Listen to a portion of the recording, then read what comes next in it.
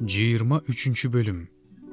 Бирок 7-жылы Жоят күч алып, жүз башчылар Жерохам уулу Азария, Жоханан уулу Исмаил, Обейт уулу Азария, Адая уулу Маасая, Зихри уулу Элшапат менен келишим түздү.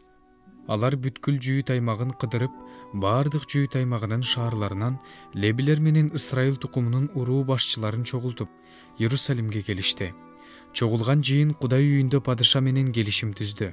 Жоят аларга мындай деди: Теңир дөөттүн тукуму жөнүндө айткандай, падышанын уулу падыша болушу керек. Силер эми мындай кылгыла: ишембиде келе турган силердин ыйык кызмат кылуучуларыңар менен лебилериңердин 1/3 бөлүгү дарбазачы болуп босогодо турушат.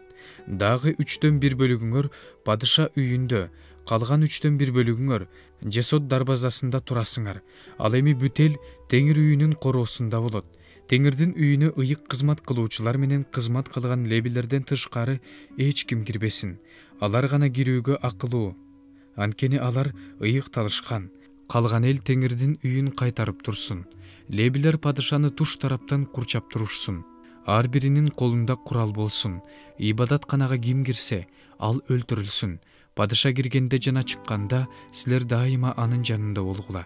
Ыйык кызмат кылуучу Жоят кандай буйруса, лебилер менен бүт жүйүттөр так ошондой кылышты. Ар бири ишембиде келип, ишембиде кете турган өз адамдарын алып калышты. Анткени ыйык кызмат кылуучу Жоят алмаша турган кезектин эч кимисин кое берген жок. Анан ыйык кызмат кылуучу Жоят Кудайдын үйүндөгү дөөттүн курал жарагын, найзалар менен чоң кичине калкандарды жүз башчыларга таратып берди. Колдоруна курал кармаган бүткүл элди ибадаткананын оң жагынан сол жагына чейин тизип, курмандык чалынуучу жайдын жанына, үйдүн жанына, падышанын тегерегине койду. Анан падышанын уулун алып чыгып, башына таажы кийгизип, мыйзамдын көчүрмөсүн берип, падыша көтөрүштү. Жоят жана анын уулдары аны майлап, жашасын падыша деп кыйкырышты. Падышаны жар салып чуркап жүргөн элдин үнүн угуп, Аталая Теңирдин үйүндөгү элге чыгып барды. Ошондо ал падышанын кире бериштеги мамынын жанында турганын, падышанын жанында төрөлөр, сурнайчылар турганын, бардык эл шаттанып, сурнай тартып, ырчылар музыкалык аспаптар менен ырдап, аны даңызалап жатканын көрдү. Аталая кийимдерин айырып, чыккынчылык, чыккынчылык деп кыйкырды. Ыйык кызмат кылуучу Жоят жүз башчыларды чакырып алып, мындай деди: аны сыртка алып чыккыла, аны ээрчигендерди кылычтап салгыла. Ыйык кызмат кылуучу аны Теңирдин үйүндө өлтүрбөгүлө деди. Ага жол бошотушту. Ал падыша үйүнүн ат сарайынын кире беришине келгенде аны ошол жерде өлтүрүп салышты. Бул эл Теңирдин эли болуш үчүн Жоят өзү менен падышанын жана бүт элдин ортосунда келишим түздү. Бүт эл Баалдын бутканасына барып, аны да, анын курмандык чалынуучу жайын да, таш буркандарын да талкалады. Анан алар Баалдын бутканасынын буткана кызматчысы Матанды курмандык чалынуучу жайлардын жанында өлтүрүштү.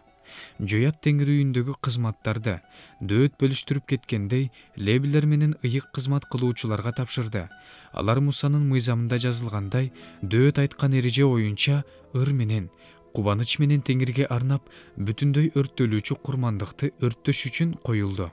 Теңирдин үйүнө кандайдыр бир себептерден улам таза эмес болуп калган адам кирбеш үчүн Теңир үйүнүн дарбазасына дарбазачыларды койду.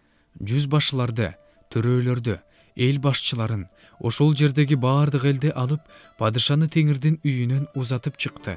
Алар жогорку дарбаза аркылуу падышанын үйүнө келишип, падышаны падышачылык такка отургузушту. Ошол жердин бардык адамдары кубанычка батып, шаар бейкуттукка бөлөндү. Аталаяны болсо кылыч менен өлтүрүп салышты.